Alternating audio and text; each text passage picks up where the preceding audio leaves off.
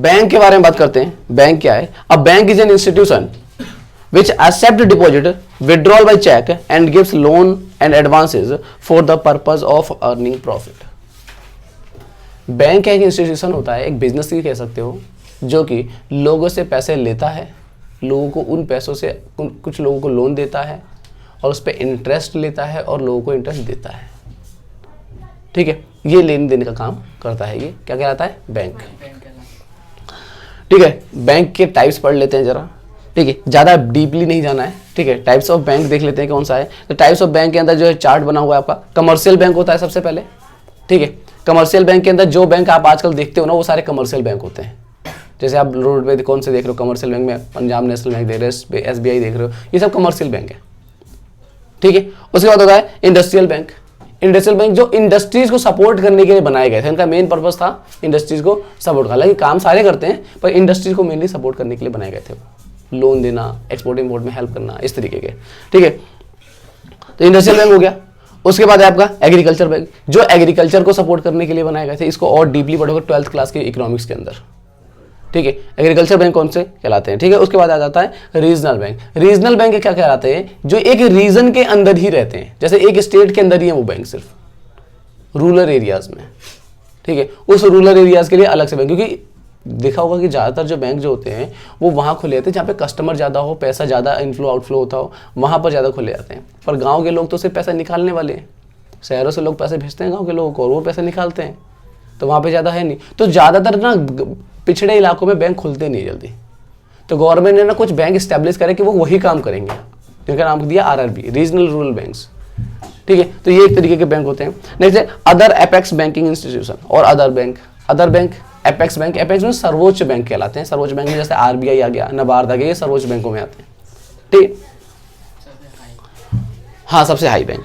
ठीक है, जरा इनके अंदर डिटेल में पढ़ लेते हैं। तो कमर्शियल बैंक जो होते हैं उसके अंदर दो तरीके के बैंक है, आपका फॉरेन बैंक है, ठीक है, और एक इंडियन कमर्शियल बैंक है। ठीक है, फॉरेन इंडियन कमर्शियल बैंक के अंदर पब्लिक सेक्टर और प्राइवेट सेक्टर। पब्लिक सेक्टर सरकारी रोल भी रहेगा उसके अंदर, और प्राइवेट सेक्टर जैसे अभी आज के टाइम पे देखो कि एक HDFC प्राइवेट सेक्टर बैंक है, SBI पब्लिक सेक्टर बैंक है, गवर्नमेंट के शेयर है उसके अंदर। ठीक है, इस तरीके से इंडस्ट्रियल बैंक जो है, इंडस्ट्रियल बैंक नेशनल लेवल पे हो सकता है और स्टेट लेवल पे हो सकता है। ठीक है, एग्रीकल्चर बैंक में कोऑपरेटिव बैंक हो सकते हैं और land development bank. Cooperative banks, ठीक है, हर तरह की हेल्प करते हैं, लोन फैसिलिटीज देते हैं जो है, ठीक है, खेती करने वालों को और गरीब किसानों को। दूसरा लैंड डेवलपमेंट बैंक, जमीन को डेवलप करने के लिए, जमीन खरीदने के लिए लोन देते हैं। ये मैं किसान हूँ और मेरे को अगर क्या जमीन खरीदनी है या मेरी जमीन को डेवलप करवाना है, और तो उसके लिए जो पैसे की जरूरत होती है वो मैं लैंड डेवलपमेंट बैंक से ले सकता हूँ। रीजनल बैंक बता दिया था कि एक रीजन में होते हैं। ठीक है, एपेक्स बैंक के अंदर देखिए सेंट्रल बैंक सबसे सर्वोच्च बैंक, देश का सबसे बड़ा बैंक और सबसे नंबर 1 पे बैंक जो आता है वो सेंट्रल बैंक आता है। यही सारे पूरे देश के बैंकों को कंट्रोल करता है। ठीक है, सेंट्रल बैंक कहलाता है RBI। ठीक है, फिर Exim bank, Exim bank export import bank कहलाता है ये। ठीक है, ये एक्सपोर्ट और इंपोर्ट के लिए बनाया जाता है। ठीक है, एक्सपोर्ट इंपोर्ट को हाँ सपोर्ट करने के लिए बनाया जाता है।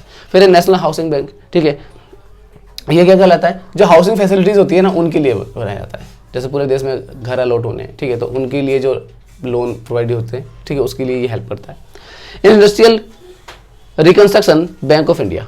ठीक है, ये क्या है? इंडस्ट्रीज को सपोर्ट करने के लिए बनाई गई है। नेक्स्ट है NABARD। NABARD क्या करता है? जैसे आपने देखा पूरे देश का सबसे ऊपर बैंक कौन सा है? एपेक्स, जिसे सेंट्रल बैंक कहते हैं। ठीक है, इसी तरीके जो RRBs होते हैं, RRB बताया ना अभी आपको, जो रूरल बैंक होते हैं, गांव में जो बैंक खोले जाते हैं, उन बैंक के जो हेड होता है उसको हम NABARD कहते हैं। NABARD उन बैंकों का हेड होता है। जितने एग्रीकल्चर बैंक है, जितने RRBs होते हैं, सबका हेड कौन है? NABARD। जैसे कमर्शियल वो कहते हैं सेंट्रल बैंक जो है वो पूरे देश का हेड है, ऐसी NABARD उनका हेड है। ठीक है, चलिए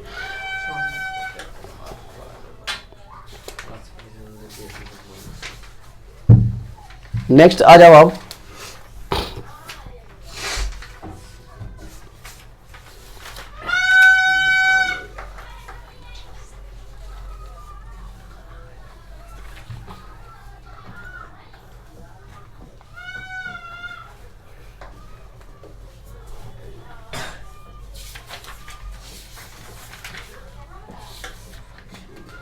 अब मेन जो टॉपिक है हमारा टाइप्स ऑफ बैंक के अंदर हम लोगों ने नॉर्मली बैंक बता दिया आपको कि क्या क्या बैंक के काम होते हैं। ठीक है, फंक्शन के अंदर देख लेते हैं। सबसे पहला जो है आपका पब्लिक सेक्टर, प्राइवेट सेक्टर के बारे में बात करें तो पब्लिक सेक्टर के अंदर क्या होगा भाई, 51% शेयर जो है बैंक के अंदर वो अगर गवर्नमेंट की तो पब्लिक सेक्टर बैंक कहलाएगा, हम लोग पहले पढ़ चुके हैं ये लोग। प्राइवेट सेक्टर के अंदर अगर 51% या उससे ज़्यादा या टोटल परसेंटेज जो है वो गवर्नमेंट प्राइवेट का है तो वो प्राइवेट सेक्टर कहलाएगा। काम दोनों के सेम ही रहते हैं, पब्लिक से पैसा लेना और पब्लिक को पैसा देना लोन की फॉर्म में, ठीक है, उस पर इंटरेस्ट देना और इंटरेस्ट से अलग अलग तरह के जो है वो बैंकिंग फैसिलिटीज भी ये लोग प्रोवाइड कराते हैं, ठीक है। उसके बाद है आपका classification on the basis of function. अगर फंक्शन के भी यहाँ पे बात किया जाए तो कमर्शियल बैंक होते हैं, ठीक है, commercial bank this bank accept the deposit and general public and the short term loan, ठीक है, और मैन्युफैक्चरर एंड ट्रेडर्स, ठीक है, बिजनेसमैन को जो है लोन देते हैं और पब्लिक से पैसा लेते हैं, ठीक है। These perform the various agency function the customer the bank pay lease interest on deposit while, और अदर फैसिलिटी भी देते हैं। जैसे आपका इंश्योरेंस प्रीमियम में तो आपको याद नहीं था पे करने का, तो आपने उनको बोल दिया कि भाई आप मेरे अकाउंट से पैसे काट के पे कर दिया करो। आपका बिजली बिल है वो याद दिलाना नहीं है तो आप उनसे बोल सकते हो कि आप टाइम से पे कर दो। आपके बहुत सारे डेटर हैं जिनसे आपको पैसे लेने हैं, ठीक है, तो आपने सारे सारे बिल जो है वो सेंड फॉर कलेक्शन कर दिया, बैंक को दे दिया और बैंक जो है टाइम टू टाइम जो है जब जो टाइम आता है वो कलेक्शन करता रहता है। तो इस तरीके के जो है सर्विसेज भी जो है बैंक देता है आपको, ठीक है। इंडस्ट्रियल डेवलपमेंट बैंक कौन से होते हैं? The industrial development bank are the bank which has the give the medium term long loan the industries को डेवलप करने के लिए लोन देने का काम करते हैं, ठीक है। The bank help the establishing new industrial unit, these bank से help in selling the share of the debenture of the companies, और ये कंपनियों के शेयर एंड डिवेंचर बेचने का भी काम करते हैं। शेयर डिवेंचर बेचेंगे तो कंपनी में पैसा आएगा। तो कंपनी डायरेक्ट शेयर डिवेंचर नहीं बेचती है, कंपनी क्या करती है बैंक को दे देती है अपने शेयर और डिवेंचर, और किसी को खरीदना होता है तो वो जाके बैंक से खरीद लेता है। समझ में आई बात? एग्रीकल्चर बैंक बता दिया आपको कि एग्रीकल्चर को सपोर्ट करने के लिए एग्रीकल्चर के लिए लोन देने का काम करते हैं, ठीक है। रीजनल बैंक बता दिया आपको, ठीक है। मेन है हमारा पांचवा टाइप जो कि एपेक्स बैंक कहला रहा है, इसको अच्छे से पढ़ते हैं। Central bank is the apex bank of the banking structure of a country according to Bill Roger. 3 main discoveries have been made till now, fire, wheel and central bank. ये एक बिल रोजर थे जिनके द्वारा ये कहा गया है कि आज तक के सबसे जो 3 महान आविष्कार हुए हैं वो कौन कौन से हुए हैं?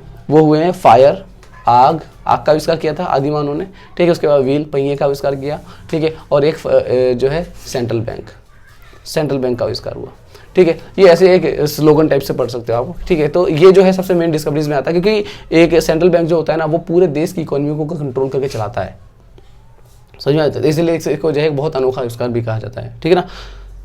Central bank plays an important role in countries monetary and banking system। Monetary और बैंकिंग सिस्टम के अंदर सबसे इंपॉर्टेंट रोल प्ले करता है सेंट्रल बैंक, ठीक है। Central bank is the most important bank of the country. The main function of the bank is to maintain the economic stability of the country. Economic stability बना करके रखता है, ठीक है। कहीं पैसे का फ्लो ज़्यादा ना हो जाए, पैसे का फ्लो कम ना हो जाए, देश के अंदर क्राइसिस ना हो जाए, ठीक है। तो हर चीज़ को कंट्रोल करके रखता है सेंट्रल बैंक। पूरी इकोनॉमी को कंट्रोल करता है कौन करता है? सेंट्रल बैंक करता है। Reference to the underdeveloped country, it means its main function is to make the possible work the economic development and the bank issue currency, ठीक है। ये इकोनॉमिक डेवलपमेंट करता है, करेंसी इशू करता है, नोट छापने का, ठीक है। Control other banks and the work as the bank of the government, तो ये अदर बैंक को कंट्रोल भी करता है, ठीक है, और गवर्नमेंट का बैंक कहलाता है। ये गवर्नमेंट के पास जितना भी पैसा आता है वो सारा कहाँ जमा होता है? सेंट्रल बैंक पे, और गवर्नमेंट को पैसे जरूरत पड़ती है तो सेंट्रल से निकालता है, ठीक है। तो ये गवर्नमेंट का बैंक है, ठीक है। अच्छा, इसके एस्टेब्लिशमेंट के बारे में बात करते हैं तो in England the bank of England in America, her bank में हर देश के जो बैंक जो होता है वो अलग अलग नाम से जाना जाता है, पर हमारे देश के जाना जाता है सेंट्रल बैंक ऑफ इंडिया के नाम से जाना जाता है, ठीक है, और या फिर गलत है रिजर्व बैंक ऑफ इंडिया के नाम से जाना जाता है, ठीक है। चलिए अब इसके बाद आ जाते हैं फंक्शन ऑफ कमर्शियल बैंक, ठीक है। फंक्शन क्या है? प्राइमरी फंक्शन है। प्राइमरी फंक्शन मतलब मेन, प्राइमरी क्या है? मेन फंक्शन क्या क्या होता है? एक्सेप्टिंग डिपॉजिट, पैसे लेना, लोगों से लोग पैसे जमा कराते हैं इसके पास, ठीक है। तो एक्सेप्टिंग डिपॉजिट, और डिपॉजिट किस तरीके से ले सकता है? एक तो हो जाता है फिक्स्ड और टाइम डिपॉजिट। फिक्स एफडी करा लेना, सुना होगा आप लोगों ने, 6 साल 2 साल 4 साल 5 साल जितने टाइम का चाहो आप करा सकते हो, ठीक है। तो ये एफडी करा, उसमें इंटरेस्ट जो थोड़ा हाई होता है, ठीक है, पर उस टाइम से पहले आप पैसे नहीं निकाल सकते। अगर पहले निकालोगे तो आपको वो चार्जेस लगेंगे तो आपको नुकसान हो जाए, ठीक है। तो ये एफडी कहलाता है। उसके बाद है करंट अकाउंट। करंट अकाउंट में क्या होता है कि आप जितनी ज़्यादा ट्रांजेक्शन करना चाहोगे, जैसे आप जनरली 1 महीने के अंदर 4 बार पैसे निकाल सकते हो बैंक से, ठीक है। बट अगर ज़्यादा निकालते तो चार्ज करता है आपके हर ट्रांजेक्शन पे। पर करंट अकाउंट में ऐसा नहीं है। करंट अकाउंट में आप रोज़ 50 बार पैसे निकालो, रोज़ 50 बार डालो, कोई दिक्कत नहीं है। समझ में? ये कहलाता है क्या? Current account. ठीक है। करंट अकाउंट सिर्फ बिजनेस का ही खुलता है। जो भी बिजनेस होंगे उनका अकाउंट जो होगा वो करंट अकाउंट खुलेगा। हम जो इंडिविजुअल लोग होते हैं उनका हमारा क्या खुलता है? सेविंग अकाउंट खुलता है। ठीक है, सेविंग बता दिया आपको। ठीक है, जो हमारा अकाउंट खुलेगा वो सेविंग अकाउंट खुलेगा। रेकरिंग डिपॉजिट अकाउंट, ये रेकरिंग डिपॉजिट अकाउंट क्या होता है कि आपको बैंक ने कहा कि भाई आप हर महीने 1000 रुपये जमा कराओ, तो आपको हर महीने 1000 रुपये जमा कराने हैं। ठीक है, और वो उसमें आप लेट नहीं कर सकते। आप लेट करोगे तो आपके ऊपर फाइन लगेगा और आपका बैंक पे पैसा इकट्ठा होता जाएगा। सेविंग में आप अपनी मर्जी से करा सकते हो, पर रेकरिंग में क्या होता है कि आपको हर महीने कंपलसरी 1000 रुपये जमा कराने, जो भी आपका अमाउंट है वो कराना पड़ेगा हर महीने। ठीक है, इसे कहते हैं रेकरिंग अकाउंट। फिर मल्टी ऑप्शनल डिपॉजिट अकाउंट। ठीक है, इसमें क्या होता है कि एक ही अकाउंट से कई सारे काम हो जाते हैं। जैसे रेकरिंग वाला भी करा लिया उसी में, एफडी भी करा लिया उसी के अंदर। ठीक है, सेविंग भी उसी में करा लिया। इस तरीके से जो है कंबाइन अकाउंट भी आप करा सकते हो। ठीक है, नेक्स्ट है आपका दूसरा काम। पहला तो हो गया प्राइमरी सब्सिडी डिपॉजिट, ये डिपॉजिट के इतने तरीके हो गए। और फिर लोन देना। लोन किस तरीके से दिया जाता है? पहले कैश क्रेडिट है। कैश क्रेडिट में क्या होता है कि आपका एक अकाउंट खोल दिया जाता है आपके सिविल के हिसाब से। ठीक है, और उसमें से आप पैसे जितने चाहे निकाल सकते हो और उसमें ब्याज लगता रहेगा। जो भी पैसे निकालोगे उसमें ब्याज लगता रहेगा। आपके पैसे उसमें है नहीं है, आप निकाल रहे हो ब्याज। ठीक है, तो जब भी पैसे उसमें निकालो उसमें ब्याज लगता है, फिर आप जमा करा दो उसके अंदर, तो वो कैश क्रेडिट होता है। अकाउंट में जब जरूरत पड़ी निकाल लिया, फिर जमा करा दिया, लोन वापस, फिर निकाल लिया, लोन मिल गया, फिर जमा करा दिया वापस। तो इस तरीके से एक अकाउंट खुल गया। ठीक है, और उसमें जो है पैसे की ट्रांजेक्शन बढ़ती रहती है। ओवरड्राफ्ट की फैसिलिटी, जैसे आपके पास एक करंट अकाउंट है, करंट अकाउंट में ओवरड्राफ्ट की फैसिलिटी मिलती है कि आपके अकाउंट में पैसे नहीं है फिर भी आप माइनस में पैसे निकाल सकते हो। जैसे 2000 रुपये पड़े थे पर आपने 10,000 निकाल लिए तो 8000 माइनस में हो जाएंगे। समझ में आई बात? ठीक है, नेक्स्ट है आपका डिमांड लोन। ठीक है, डिमांड लोन, आप लोन डिमांड करते हो, डॉक्यूमेंटेशन कराते हो और लोन की डिमांड करते हो कि भाई मेरे को इतने का लोन चाहिए, फिर बैंक जो अप्रूवल देता है और लोन आपको पास कर देता है। ठीक है, उसके बाद टर्म लोन। टर्म लोन के अंदर क्या होगा कि these loans are provided the bank on the customer for the fixed period to purchase the machinery. ठीक है, एक फिक्स्ड पीरियड के लिए लोन दिया जाता है कि भाई इतने टाइम का लोन है आपका। और किस चीज़ के लिए दिया जाता है? Generally machinery, truck, scooter, house, ये सब चीज़ें परचेज करने के लिए जो दिया जाता है, ये क्या कहलाता है? Term loan. ठीक है, इसकी जो repayment these loan in the monthly, quarterly, half yearly, annually instalment में पे कर सकते हो आप। ठीक है, फिर discounting of bill of exchange, ये एक एक्स्ट्रा काम फंक्शन इसका बता दिया था बिल।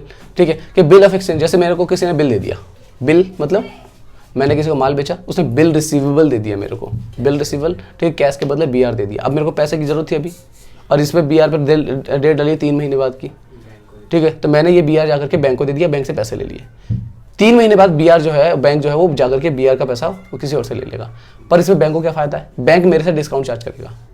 जैसे 1000 रुपये का बिल था, उसने 10 रुपये काट दिए तो 990 रुपये मुझे मिल गए, बैंक को 10 रुपये मिल गए। 10 रुपये के बदले वो 3 महीने बाद उनसे जाकर 1000 रुपये ले लेगा, तो उसको कितने मिल गए? 1010 रुपये मिल गए। समझ में आई बात? तो ये हो जाएगा आपका प्राइमरी फंक्शन। ठीक है, प्राइमरी फंक्शन में ये काम होते हैं। फिर सेकेंडरी फंक्शन में देखते क्या होता है? सेकेंडरी फंक्शन जैसे agency function, collection of payment होता है वेरियस आइटम। ठीक है, कलेक्शन ऑफ पेमेंट बता दिया कि आपके नाम पे कलेक्शन कर लेता है। जैसे कहीं किसी बैंक में, किसी कंपनी में आपने पैसा इन्वेस्ट किया, उसमें इंटरेस्ट आता है, तो इंटरेस्ट ये हमेशा कलेक्ट कर लेता है। पेमेंट करना है, जैसे इंश्योरेंस प्रीमियम पे करना है, बिजली का बिल पे करना है, पानी का बिल, ये पे कर देता है। ठीक है ना, इसी तरीके से purchase of sale of securities. Securities मतलब वही जैसे आपने स्टॉक एक्सचेंज में पैसा लगा रखा है। ठीक है, शेयर और डिवेंचर आप परचेज सेल करते हो, तो बैंक आपके भी आप पे सेल परचेज करता है। ठीक है, उसके बाद है ट्रस्टी एंड एग्जीक्यूटर। ट्रस्टी का भी काम करता है। जैसे कई बार क्या होता है कि कोई किसी की प्रॉपर्टी है, वो प्रॉपर्टी का कोई मालिक नहीं रहा। ठीक है, या फिर जो प्रॉपर्टी का जो मालिक है उसके पेरेंट्स मर गए और जो छोटा बच्चा जो वो माइनर है वो अभी, तो पूरा का पूरा प्रॉपर्टी जो है वो बैंक के अंडर में आ जाएगी। ठीक है, और बैंक जो है उसका ट्रस्टी बन जाएगा, तब तक रखेगा जब तक बच्चा जो है मेजर ना हो जाए। ठीक है, मेजर होने के बाद बैंक जो है उसको संबंधित देगा, वो प्रॉपर्टी उसके नाम पे ट्रांसफर कर देगा। तो ये ट्रस्टी का भी काम करता है बैंक। उसके बाद है रेमिटेशन ऑफ मनी। रेमिटेशन ऑफ मनी, पैसे ट्रांसफर कराने की फैसिलिटी। कोई फॉरेन कंट्री में काम कर रहा है, वो पैसे भेजेगा, कैसे भेजेगा? बैंक के थ्रू भेजेगा। ठीक है ना, तो ये रेमिटेशन ऑफ मनी कहलाता है। उसके बाद है purchase of sale of foreign exchange. ठीक है, फॉरेन एक्सचेंज, अगर आपको डॉलर खरीदने हैं तो डॉलर कहाँ से मिलेंगे? बैंक से। ठीक है, बैंक जाकर के आप अपने पैसे दो, तो 80 रुपये का $1 तो 80 रुपये दो और $1 ले लो। जितने डॉलर की जरूरत है उतने डॉलर आप ले सकते हो। ठीक है, जैसे एयरपोर्ट में जो है मनी एक्सचेंजर होते हैं। ठीक है, मनी एक्सचेंज करने का काम करते हैं, वो क्या करते हैं? वो बैंक ही होते हैं तरीके से। ठीक है, तो वो भी एक्सचेंज का काम करते हैं। लेटर ऑफ रेफरेंस, ये लेटर ऑफ रेफरेंस क्या कहलाता है कि इसके अंदर ना हमने रेफरेंस दे दिया कि भाई मेरे बिहार पे ना उसको पैसे दे दो। ठीक है, ये नीरव मोदी वाला केस जो सुना था आप लोगों ने, जो 4000 करोड़ का झटका लगा था पीएनबी को। ठीक है, वो यही वाला केस था। ठीक है, लेटर ऑफ क्रेडिट के नाम से होता है वो। ठीक है, क्या होता है ना कि जैसे मैं पंजाब नेशनल बैंक हूँ। ठीक है, नीरव मोदी मेरे पास आया और मेरे से बोला कि मेरे को ना बिजनेस करने के लिए बहुत सारा पैसा चाहिए, 4,000 करोड़ रुपए की जरूरत है, ठीक है। तो मैंने कहा ठीक है। तो कह रहे मेरा बिजनेस जो ट्रांजेक्शन होनी है वो इलाहाबाद बैंक से होनी है और वो उसकी ब्रांच जो है वो फॉरेन कंट्री में वहाँ से होनी है, ठीक है। तो इन्होंने बोला कि चलो ठीक है जी। तो इन्होंने क्या किया, मैंने पीएनबी ने क्या किया कि एक लेटर पे लिख करके दे दिया कि भाई इनको पैसे दे दो, ठीक है, मैं इनकी गारंटी लेता हूँ। ये कहता है letter of reference. Allahabad bank ने उसको पैसे दे दिए, उन्होंने ट्रांजेक्शन कर लिया, वो लेके गायब हो गया, ठीक है। अब वो गायब हो गया, इलाहाबाद बैंक किसको पकड़ेगा, क्योंकि गारंटी तो मैंने दी थी, ठीक है। तो पूरी लायबिलिटी मेरे ऊपर आ गई, ठीक है। तो रेफरेंस देने का भी काम करता है, जैसे मैंने अभी रेफरेंस दिया, ठीक है। तो ये रेफरेंस देने का भी काम करता है बैंक, ठीक है। उसके बाद बैंक ड्राफ्ट। बैंक ड्राफ्ट बनाने का, बैंक ड्राफ्ट का मतलब क्या होता है कि एक चेक की तरह ही एक फॉर्म होता है, ठीक है, जिस बैंक ड्राफ्ट कहते हैं। उसके ऊपर नाम हम लिखा होता है, किसके नाम से जाना है, ठीक है। चेक होता है ना, सेम चेक की तरह काम करता है ये भी। उसमें आजकल तो थोड़ा सा कम हो गया इसका डिमांड, नहीं तो पहले जो एडमिशन के टाइम पे जो पैसे फीस जमा होती थी वो डिमांड ड्राफ्ट के थ्रू होती थी, तो डिमांड ड्राफ्ट होता है ये, ठीक है। नेक्स्ट है हमारा बैंकर चेक और पे ऑर्डर, ठीक है। बैंकर चेक वही, पे ऑर्डर चेक इशू करने का काम, ठीक है। तो चेक को क्लियर कराना है, चेक को इशू करना, ये भी जो है बैंक का काम है। उसके बाद है जनरल यूटिलिटी सर्विसेज, जैसे लॉकर फैसिलिटी देता है। लॉकर फैसिलिटी आपने देखी होगी कि बैंक में लॉकर है, उसके अंदर आप अपने घर की महंगी चीज़ें जो होती है, सामान जेवरात या कागज़ वागज जो है वो सब उसमें जाके सेफ्टी से रख सकते हो, ठीक है। ये कहलाता है लॉकर फैसिलिटी। उसके बाद है traveller cheque and later of credit, ठीक है। ट्रैवलर चेक क्या कहलाता है, जैसे मान के लिए आपको दिल्ली से कोलकाता जाना है, ठीक है, पर आपको लग रहा है कि रास्ते में कैश ले आने में बड़ी दिक्कत है और आपके पास बैंक अकाउंट नहीं है, ठीक है। आपने क्या किया, यहाँ पे गए SBI में, बोला इसका जो है ट्रैवलर चेक बना दो। वो क्या करेगा, ट्रैवल चेक बना देगा, पैसे अपने पास रख लेगा। उस चेक को आप लेकर के जाओ कोलकाता में किसी भी बैंक में जाओ, SBI में या जहाँ भी जिस बैंक से आपने कराया है वहाँ जाकर के उससे चेक दो और पैसे ले लो, लेकर के अपना ट्रांजेक्शन कर लो जिससे करनी है। इसे कहते हैं ट्रैवल चेक, कि कहीं एक जगह से दूसरी जगह आप ट्रैवल करो तो रास्ते में कैश को हैंडल नहीं कर सकती, फिर से जो है इसका ट्रैवल चेक में कन्वर्ट करा लेते हैं, ठीक है। हालांकि ये सब चीज़ों का इस्तेमाल होता नहीं है, अब तो ऑनलाइन ट्रांसफर होते हैं सब कुछ, ठीक है। बिजनेस इन्फॉर्मेशन एंड स्टैटिस्टिक्स, अब बिजनेस की इन्फॉर्मेशन स्टैटिस्टिक्स प्रोवाइड कराने का भी काम करता है बैंक, जो है बहुत सारा डाटा भी पब्लिश करता रहता है कि कौन सा बिजनेस कितना काम कर रहा है, ठीक है। बिजनेसेस कितने लोन ले रहे हैं, कितना प्रॉफिट कमा रहे हैं, ये सब चीज़ें जो है ट्रांजेक्शन जो है और की जो है डिटेल भी जो है वो पब्लिश डाटा जो है पब्लिश करता है, ठीक है। तो ये बैंक का जो है फैसिलिटी। उसके बाद जो है बैंक की थर्ड फैसिलिटी क्या है, इलेक्ट्रॉनिक बैंकिंग सर्विस, ई बैंकिंग जिसे कहते हैं EFT, सबसे इंपॉर्टेंट टॉपिक है EFT, बहुत ज्यादा इंपॉर्टेंट है। इलेक्ट्रॉनिक फंड ट्रांसफर, जो आप पैसा ट्रांसफर करते हो ना, UPI करते हो, ये सब करते हो, ठीक है, ये इसके अंदर EFT भी आता है, ठीक है। तो इलेक्ट्रॉनिक फंड ट्रांसफर क्या होता है कि under this system the money can be transfer from the one account to another account, एक अकाउंट से दूसरे अकाउंट में जो है मनी ट्रांसफर किया जाता है इसके अंदर, ठीक है।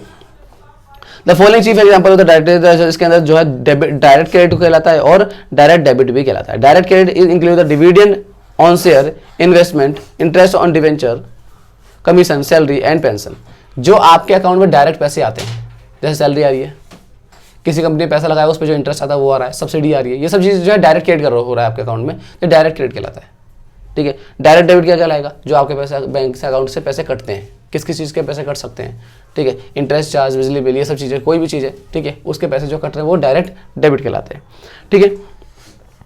फिर एक ATM, ऑटोमेटेड टेलर मशीन, ठीक है। इसमें क्या होता है कि आप एक प्लास्टिक के कार्ड का इस्तेमाल करके जो है आप अपने कोड वर्ड से पैसे विड्रॉल कर सकते हो, अपने बैंक अकाउंट से पैसे विड्रॉल किए जा सकते हैं, ठीक है। ATM is an automatic machine with the help of which money can be withdrawal और deposit by inserting the card and entering your personal identification number. Pin number डाल करके और कार्ड नंबर डाल करके, अपना आइडेंटिटी डाल करके जो है आप पैसे अपने अकाउंट से विड्रॉल कर सकते हो। जगह जगह पे ATM मशीनें लगी होती हैं, ठीक है। नेक्स्ट आपका डेबिट कार्ड। तो debit card is issued customer in the lieu of his money deposit in the bank. वो पैसा जो आपके बैंक में जमा करा रखा है उसके बिहाफ पे अगर आपको कार्ड इशू हो रहा है तो वो डेबिट कार्ड कहलाएगा। आप उतना ही पैसा निकाल पाओगे जितना आपके बैंक में है, वो उसको रिप्रेजेंट कर रहा है, ठीक है। जबकि क्रेडिट कार्ड क्या होता है, क्रेडिट कार्ड आपकी लिमिट दी जाती है कि भाई आप 60,000 70,000 80,000 तक, वो उससे मतलब कि आपके बैंक में पैसा है या नहीं है, आप अपने कार्ड से लिमिट विड्रॉल कर रहे हो, ठीक है, कार्ड से शॉपिंग कर रहे हो, कार्ड से कुछ भी कर रहे हो, तो वो आपके ऊपर लोन एक तरीके का, ठीक है, ये जिसे कहते हैं क्रेडिट कार्ड। टेली बैंकिंग क्या कहलाता है, जिसे मोबाइल बैंकिंग भी कहते हैं। Under the facility customer information the balance of his account information about the latest transaction on telephone, ठीक है। आप अपने अकाउंट की कुछ छोटी मोटी जानकारियां जो है टेलीफोन पे ले सकते हो, कॉल नंबर दिया होता है उस पर कॉल कीजिए, कॉल करके आप ट्रांजेक्शन डिटेल, चेक की डिटेल कि चेक क्लियर हुआ या नहीं हुआ, बैलेंस कितना है मेरे अकाउंट में, ये सब चीज़ें जो है जानकारी ले सकते हो, टेलीफोन बैंकिंग कहलाता है, ठीक है। नेक्स्ट आपका core banking, the complete name of the banking system is core banking solution और centralised banking system, popularly known as CBS.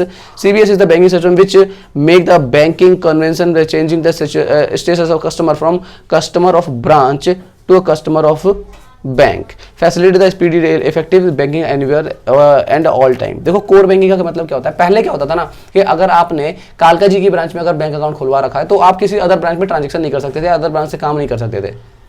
पर इसे सीबीएस कर दिया, सेंट्रलाइज बैंकिंग सिस्टम ना, सेंट्रलाइज पूरे देश के अंदर जहां पर भी बैंक है ना, अगर उस बैंक में अगर आपने बैंक खोला है तो हर बैंक की ब्रांच में आपका जो है ट्रांजेक्शन कर सकते, मतलब हर उस बैंक की हर ब्रांच में जो है आपका ट्रांजेक्शन कर सकते। जैसे एसबीआई में अकाउंट खुला है तो आप कर्नाटका चले जाओ, वहाँ की भी अगर एसबीआई है तो वहाँ पर भी जाकर आप ट्रांजेक्शन कर सकते हो, वहाँ पर भी उसके पास भी आपकी इन्फॉर्मेशन मिल जाएगी। इसे कहते हैं सीबीएस, ठीक है। मतलब एक बैंक में दूसरे बैंक में जाओगे तो नहीं मिलेगी, पर उस बैंक के किसी भी ब्रांच में चले जाओगे तो वहाँ पे आपको इन्फॉर्मेशन मिल जाएगी, ठीक है।